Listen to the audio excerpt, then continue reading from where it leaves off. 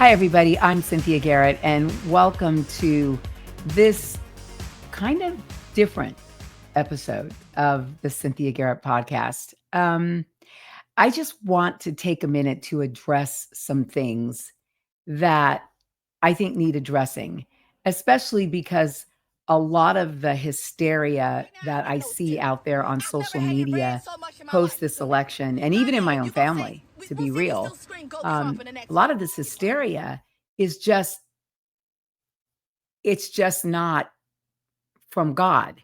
It's fear driven. And there has been fear that has driven both sides of our entire political journey for a lot of years, actually. But I always say the moniker for fear is FEAR, false evidence appearing real. I think that unfortunately, depending which side you listen to all through the election, you were fed a narrative that's just not true. A narrative that spells out doom and gloom if your person didn't win. And all of us, get caught up sometimes in feeling afraid, I guess, when our way of life, we think it's being threatened. And the interesting thing about all of that is that a lot of the people who are supposed to be the grown-up adult voices, right? Who are supposed to be news people, there is no news anymore. I mean, there's no real unbiased opinion in the news anymore, which makes it really difficult because you really can't get real researched just facts unless you know how to, and unless you take the time to dive into the internet and read publications and articles that a lot of people might dismiss as, you know, not not credible. But what I'm finding is that there's a lot of very credible stuff out there, and you just have to keep your mind open on all sides of an issue to finding truth. Now, that said, we know the truth as believers. The truth is that Jesus Christ is on the throne. He has not fallen off. Doesn't matter, what you think or what you feel. Facts are not your feelings, and a lot of people feel so they feel so much anger and frustration and heartbreak, right, over the results of our recent election. And I find that a little bit odd because I have to tell you, I'm on the winning side of this election, but I was on the losing side in the last election, and I never once lost myself. I didn't attack people that I love. I didn't come for people because I was angry and upset and so overwhelmed by fear that, the person that I thought was the best for the country was not the person that won the election, and eventually, and depending how mature your walk is with the Lord, if you're a believer, you get yourself together really quickly and you realize that, like, okay, listen, it's God who's on the throne. God knows who's going to win and who's going to lose. He elevates one and he puts down another. This is all Bible. This is all scripture. So who are we to question God's will? And I say that now, and I said it when Trump lost, right? And I said it then too. Our job is to pray for our leaders and those in authority. Yeah, it's a lot easier to pray for my leader and to, feel happy now, right? Because, my vote won. But it's really not about that.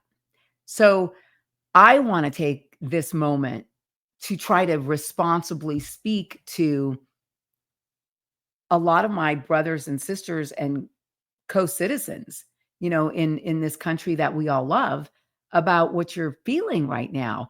Because I've seen some crazy, stuff on the internet with people melting down and crying and screaming and like almost like manifesting demons. It's insanity.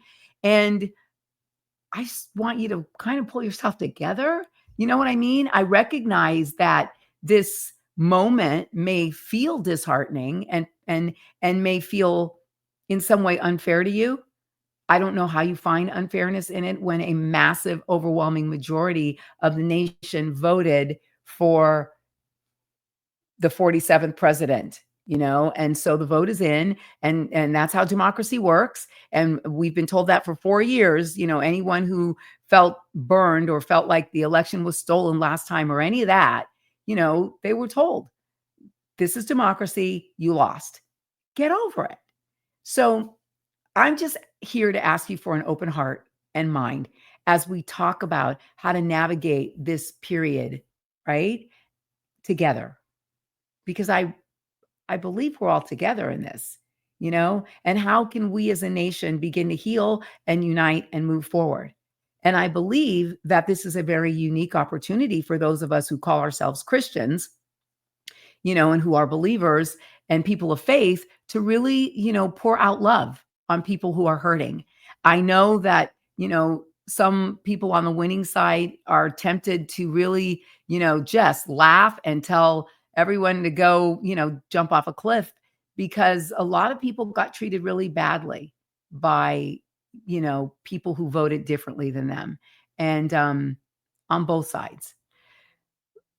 But for those of you who voted for Vice President Harris, who poured your time, your energy, and your hope into her campaign, I know that this loss is difficult. You may feel like the majority just did not understand or value what you stood for. I know that I felt that way about you before, that you don't understand what I value or what I stand for. I feel that way sometimes on a daily basis when I deal with attacks on my social media pages from people who come to just criticize and then say things like, you know, Donald Trump is so disruptive and he causes so much pain and anger, and as they are bullying and calling people names. Like, it's like, okay, really, people, can we stop? Whatever it is that you fear, it's just not real. And it's worth remembering that our democratic system is built precisely on the premise that every voice has a chance to be heard and every vote has the power to shape our shared future. This system is our country's foundation. And while it may not always produce the outcomes that we hope for, it's our most important safeguard. It's what we should strive to protect and to fight for.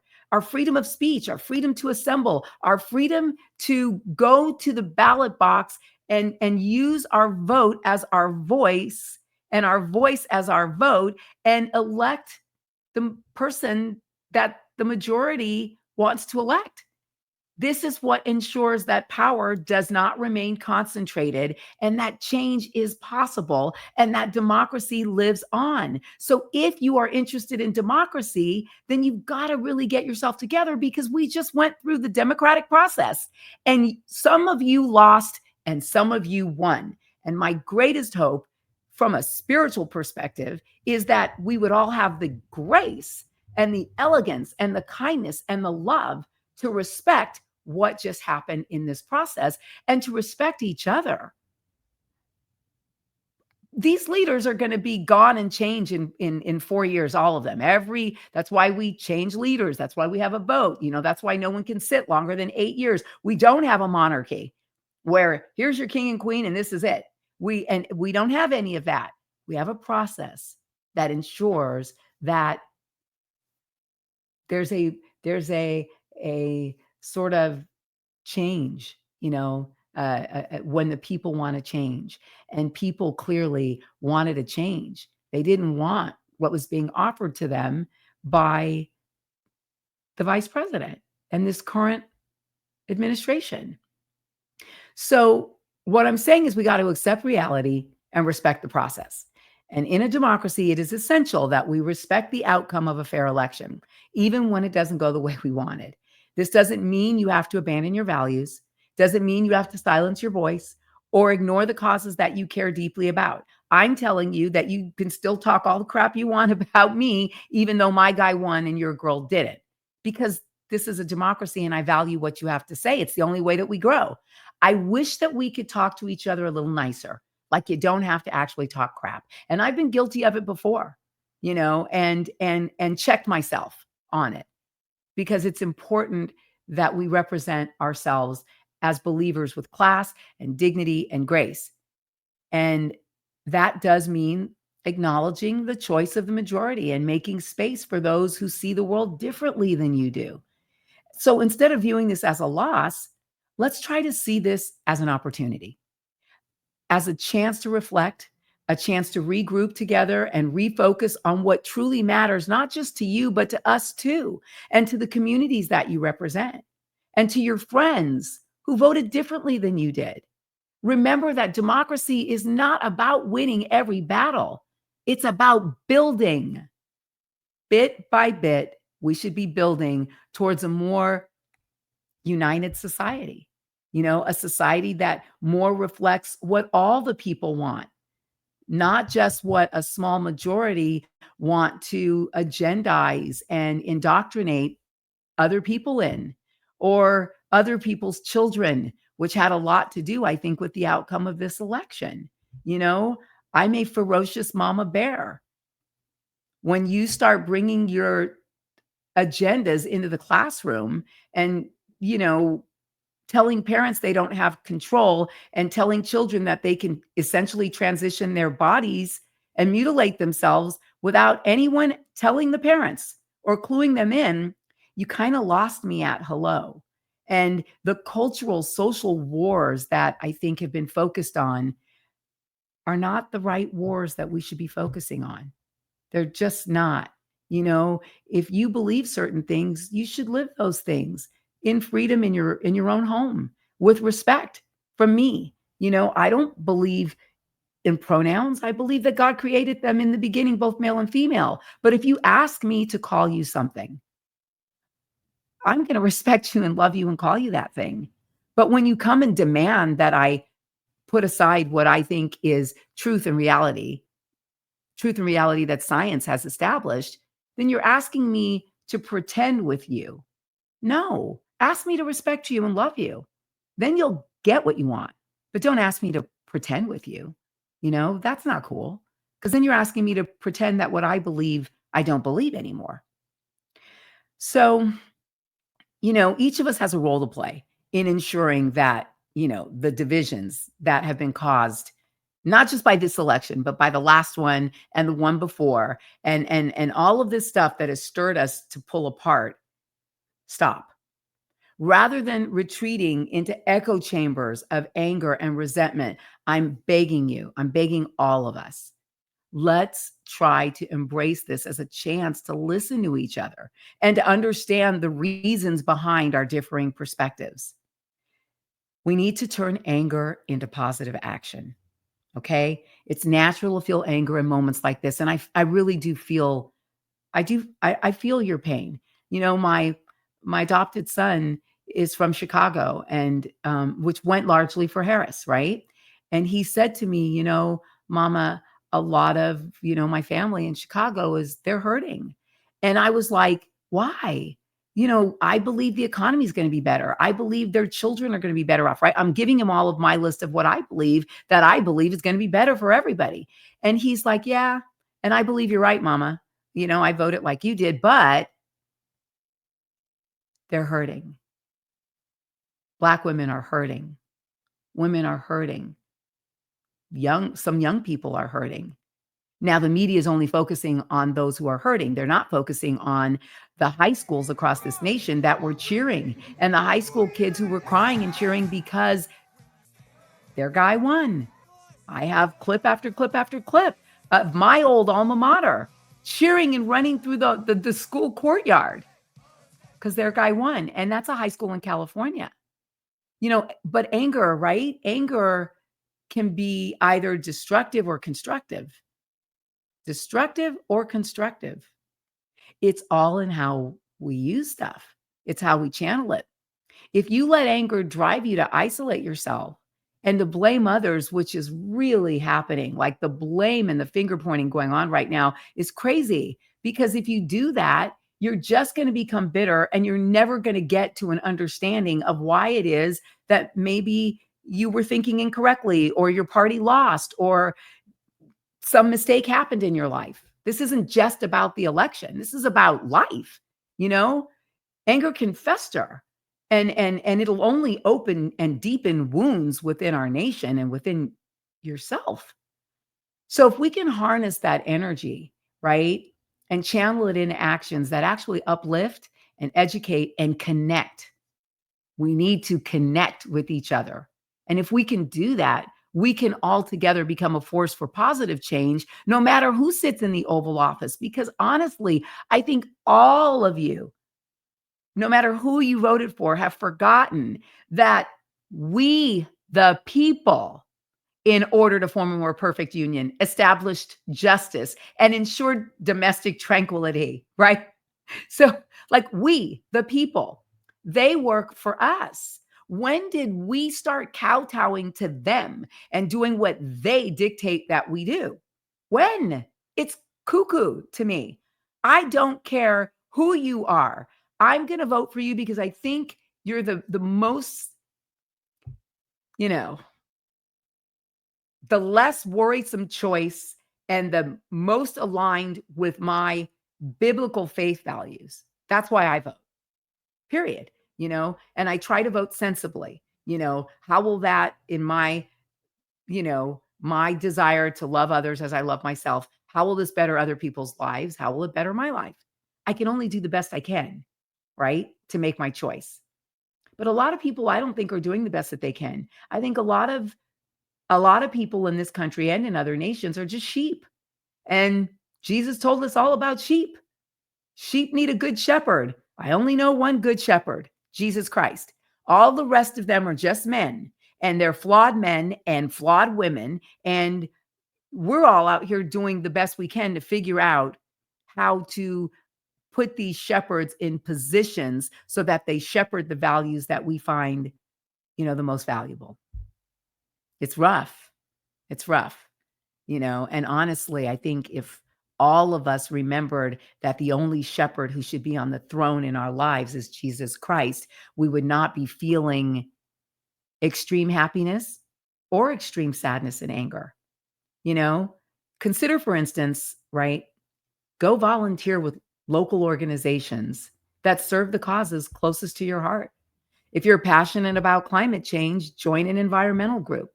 If social justice is your calling, then look for opportunities to support community outreach programs. Don't just be angry that Donald Trump won and that and be afraid that he's not going to do those things. I guarantee you he has done those things in the past. But if you don't know that and you don't think that, you go do them now. Getting involved on the ground level allows you to directly impact people's lives and to work toward change, regardless of who holds office. I value young people. I have like 13 adopted children. Okay. We feed into so many lives on a daily basis that it's a lot sometimes. My husband and I make great sacrifices sewing into young men and young women and helping them to get healed from trauma and helping them to make life plans and helping them to get on their feet financially and helping them because they come, maybe they had broken dysfunctional families or they come from parents who didn't care about them or they just come from abject poverty. I'm Black, so my husband has more adopted Black sons and daughters than any white man in the world because I focus on the long game. And that's the most important point, or one of the most important points of what I'm trying to say to you. Elections are part of a long journey. They're not a final destination. This is not the end of America. America is going to outlive you just like Jesus Christ is going to be on the throne when you're dead. Okay? This result, like any other, is just one chapter in the ongoing story of our nation. America has a history of resilience and of learning through adversity. And sometimes it takes a shift in leadership, or some of you think a setback, to clarify your values and to renew your commitment to progress. And what is progress? Well, we differ about that in this nation.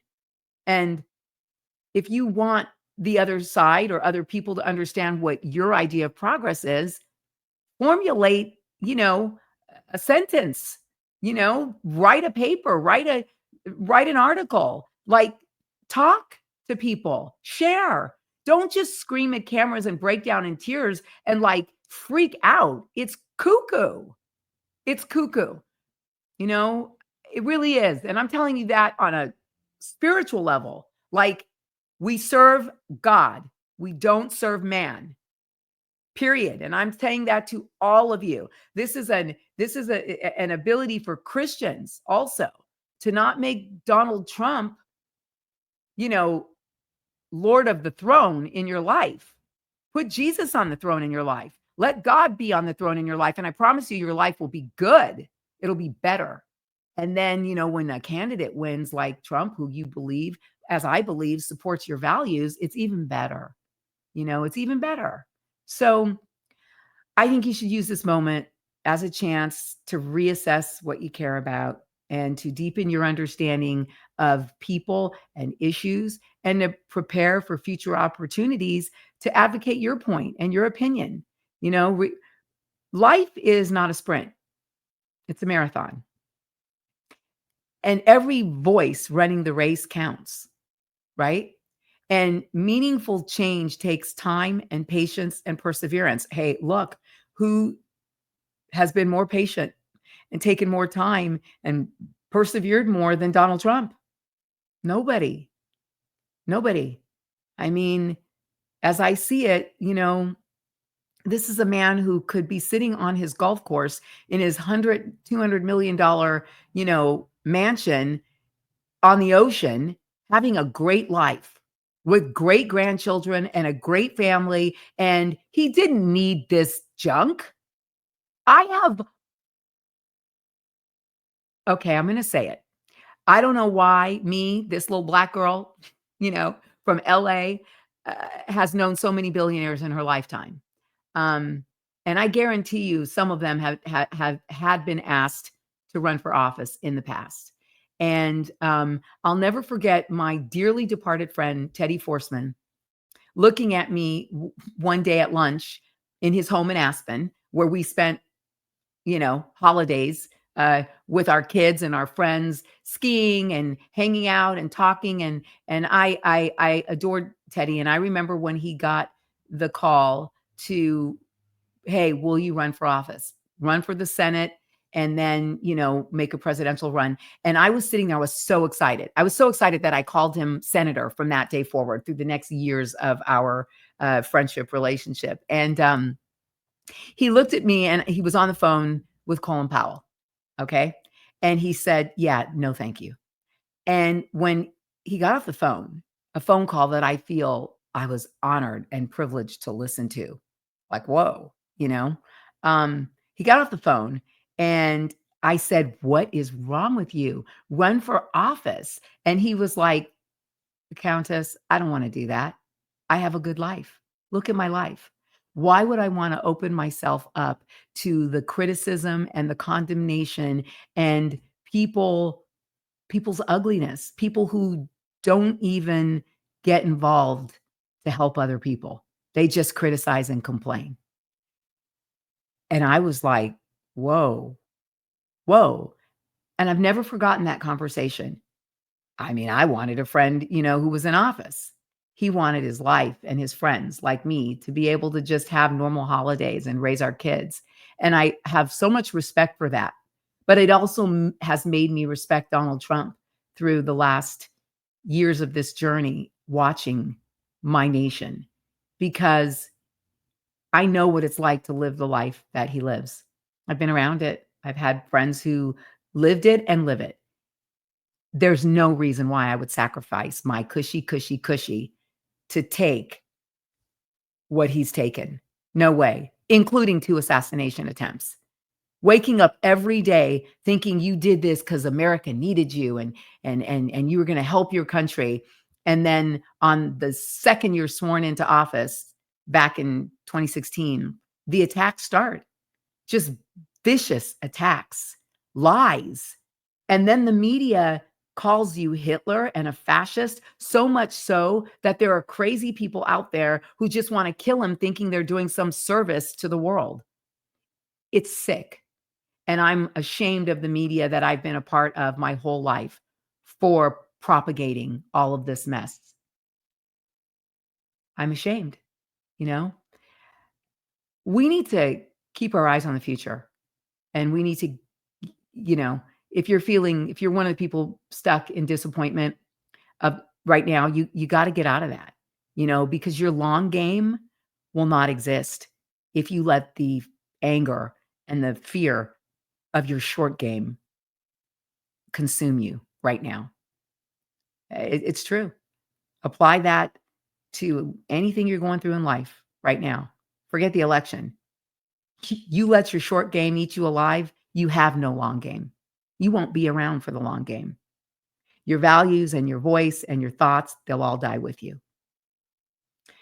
You know, I think the most maybe this is the most important point I can make because we have an opportunity, you have an opportunity, all of us have an opportunity that we should be taking all the time, no matter whether you won or lost in this election game.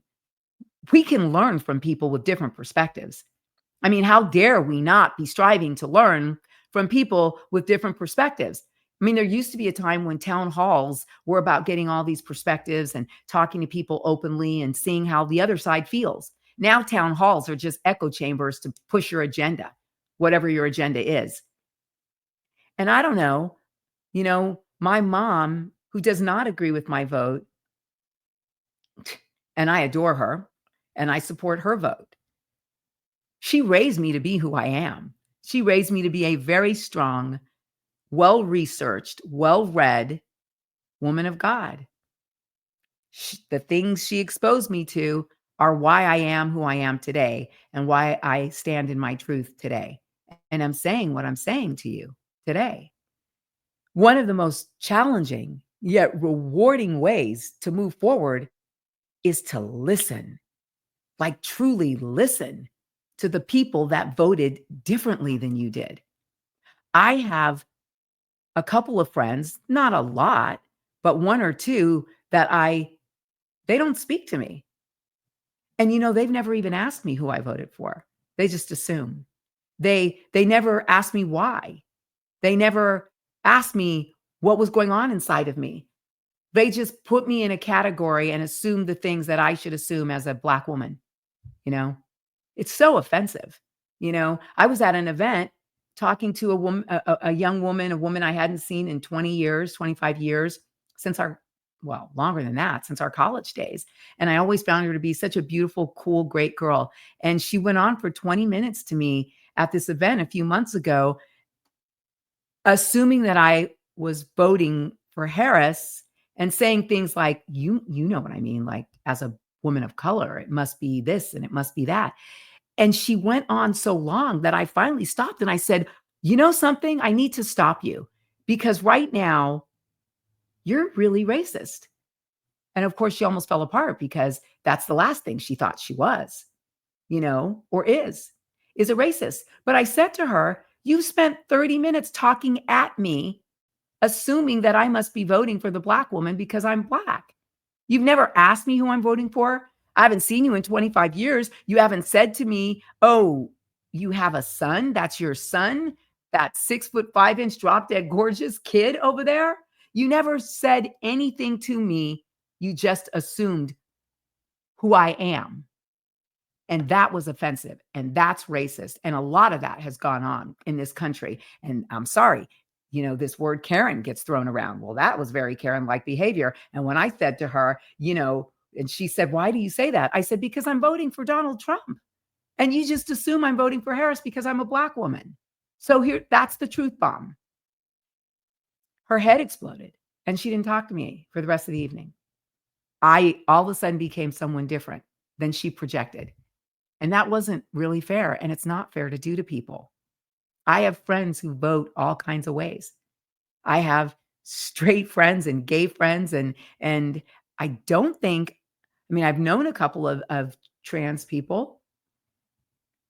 I can't say that I know enough to understand a lot more than the medical classification of the issue, but I'm here. I'm open. I'm always open. Anybody who knows me knows, like, "Oh, that's Sin. She's cool. I talk to everybody. I love on everybody." If you have a problem, I'm gonna pray for you no matter who you are. That's just my heart. It always has been. So, you know, learning from people who see the world differently, which is really what I'm saying, because it's always who I've been. If you do that, you open yourself up to new insights and to actually a deeper understanding of what's going on in our country as a whole. And church, you also get a deeper understanding of what's going on in the church also as a whole, because a lot of these issues are in the church, and we need to address them and deal with them from a place of love and truth, not judgment and anger and fear.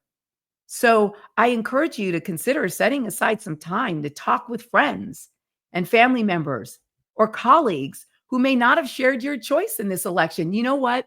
Only one girl from my Hollywood past, I'm going to call her name right now, Shawn Robinson. Some of you might remember her from Access Hollywood and other entertainment shows she did. Shawn and I kind of came up on the scene around the same time. She called me a few years ago and she said, I want to know, she said, I'm gleaning from some of the things you say that you might be a Trump supporter, or you might no longer be a Democrat, but a Republican. She said, I'd love to know your thoughts. I'd love to know your why. I'd love to hear your heart. I, one beautiful Black sister. She was the only one. She literally reached out and we had a good conversation and we talked and we shared and I got to ask her why. And I understood, and I get it. And we can agree to disagree, right? Because we're not all the same person with the same life experience and the same background and the same hopes and desires for our country and our future.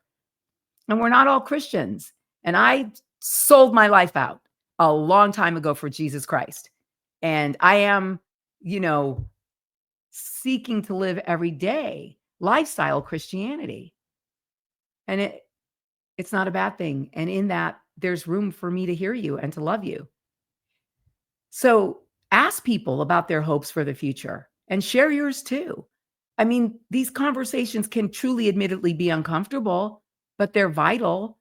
I sat in a car with my sister before the election for a couple of hours late at night one night after dinner with another girlfriend of mine. And she was sharing with me why she didn't want to vote for Trump. And I was telling her, no, a lot of what you're saying is fear driven, a lot of this, a lot of that. And, we left it there and agreed to disagree. And she wasn't sure what she was going to do. And I respect that, and I loved her. I loved her more on that night in that car than I ever have, because instead of just demonizing me, because she knew that my choice was firm and solid and I had a lot of reasons for it. She talked to me. We shared with each other and we agreed. We're sisters, man. We love each other way more than our political difference in a ballot box on any given point in time. Vital conversations need to be had. A vital reaching out needs to be achieved, because this is the only way we break down the walls that have built up between us and build bridges in their place. And I promise you, if you don't seek to build bridges, you are not healthy. You are wrong. That it is the foundation of who we are as Christians. We build bridges. And honestly, leaving Trump's acceptance speech, basically, when he had to speak after the election shifted on election night. There's a video, beautiful video that went viral all over the internet. And it's all these people, Black, white, male, female, straight, gay, and they're all holding up their phones and they're filming each other. There's like 1,000 or more of them. And they're singing, "How great is our God." And it was peaceful and beautiful. And they were praying for the nation that people would calm down and build bridges and gain deeper understanding, because they knew that CNN was going to contribute and Fox News was going to contribute to the chasm of disgusting projections and behavior and trolling on the internet and the meltdown that people were going to have because they didn't win. Why? Because they've been sold, by the liberal media. They've been sold this agenda that Trump is Hitler and he's a fascist. Yet now they're telling you we want a peaceful transition of power. Okay, I have to say this. If you want a peaceful transition of power, why are you peacefully transitioning to Hitler? If you really think he's Hitler and he's a fascist, what leader would really do that if they really believed that? I wouldn't. Not at all. It's because they know he's not Hitler and they know he's not a fascist and they know he's not going to change the Constitution. And they know that he had nothing to do with Project 25, which was written by the Heritage Foundation, which is like so long. I guarantee you no one's ever read it from page to page. Maybe my girlfriend Dion, who says that she did. Maybe her. I say maybe because I don't know. I didn't watch her read it. I'm taking her word for it because I love her and she's not a liar. She's an awesome woman of God. She voted for Kamala Harris. She really was afraid of what Trump might do. And I'm sitting here going, I am gifted. One of my spiritual gifts is that I really discern spirits well. I have the gift of discernment of spirits. God has given me a wisdom and an insight, and I'm so much better when I walk in it with him leading me. I'm not better when I walk in it in the flesh. Nobody is. So I say that to say this. I have looked at Donald Trump. I have looked into his soul.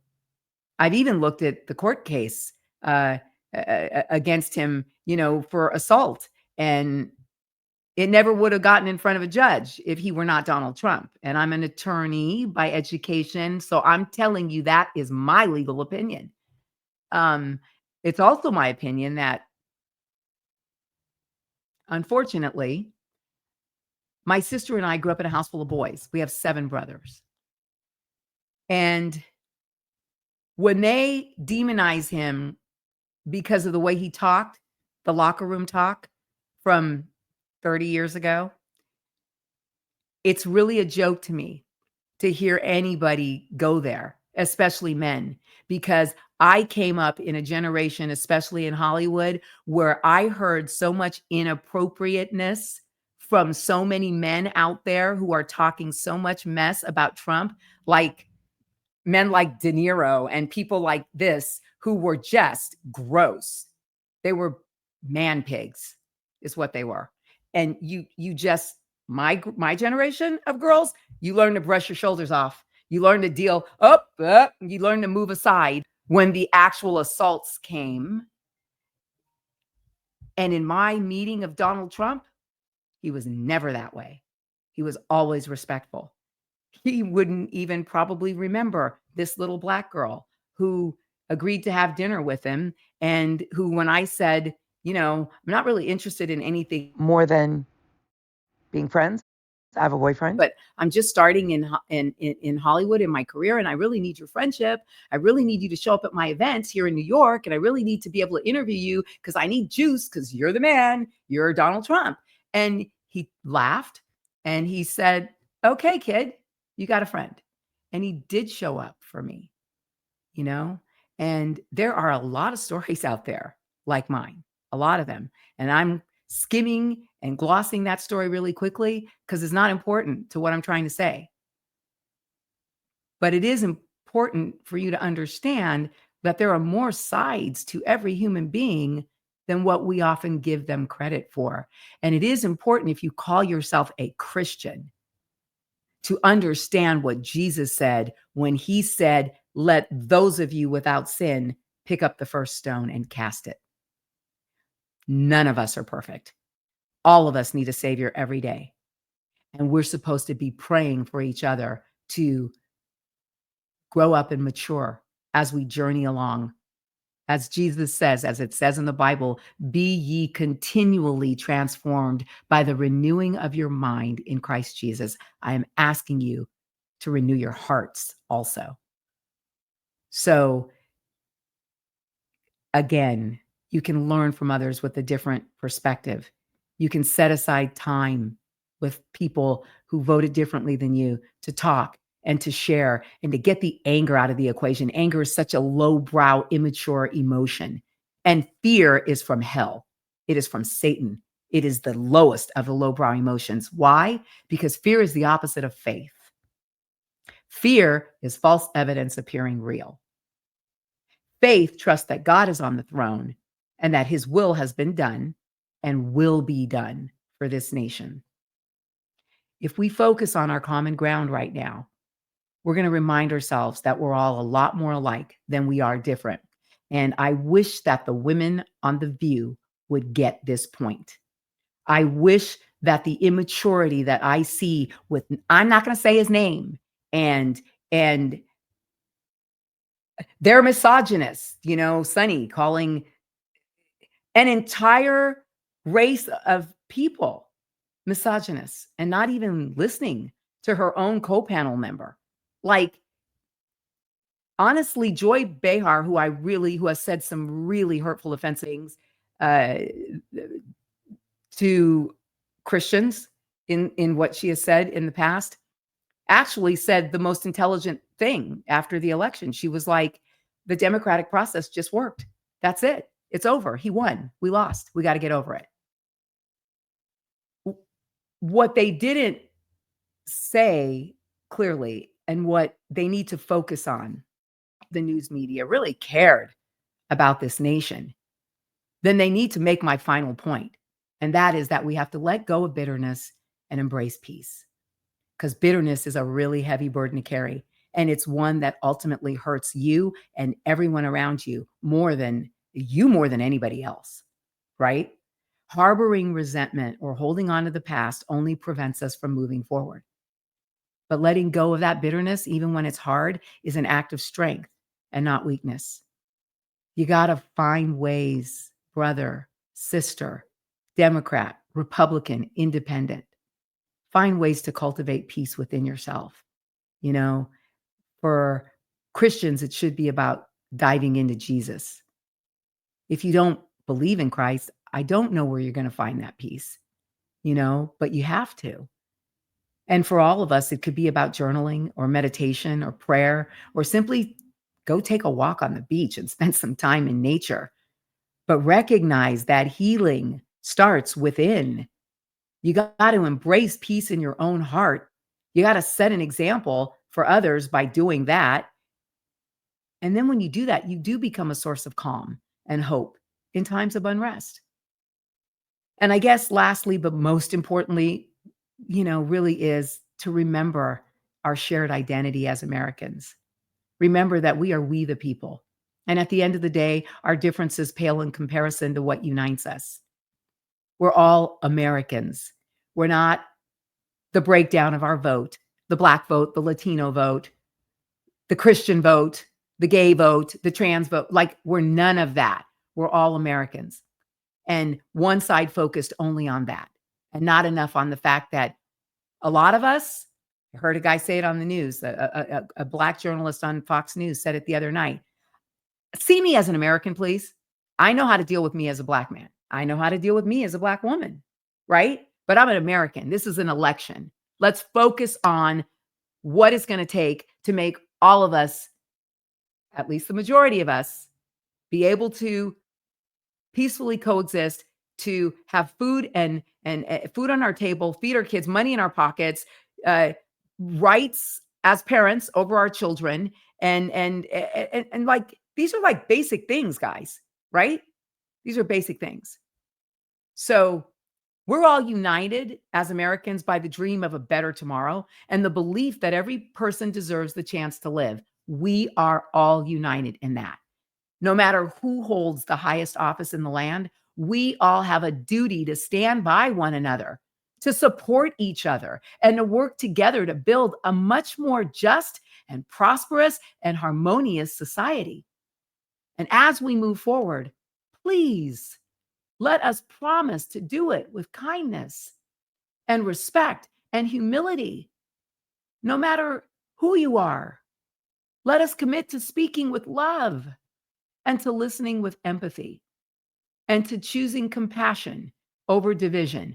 I'm going to choose compassion over some division going on right now in my own personal family circle, because somebody has to choose to be the bigger person. Let that be you. And I pray to God daily, let it be me. Because sometimes it's not easy to be the bigger person when you feel like everybody just, opened up the dump truck of boo boo caca on top of your head. You know, we may not agree on every issue, but we can agree on this. Our nation is stronger when we stand together. Our nation of believers is definitely stronger when we remember that we stand together and Jesus Christ is on the throne.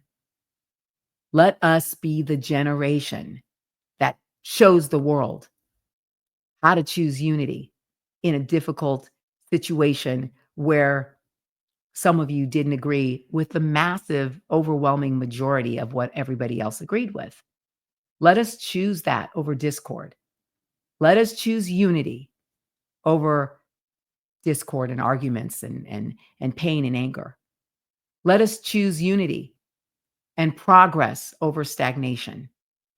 And most importantly, right now, my prayer is that we choose hope for the despair that exists with our brothers and sisters out there who feel upset that they lost. That is it. I got to go. I hope you receive this with the spirit in which it is being offered. And that is the spirit of love and a whole lot of mama wisdom. I'm Cynthia Garrett, and I will see you next week.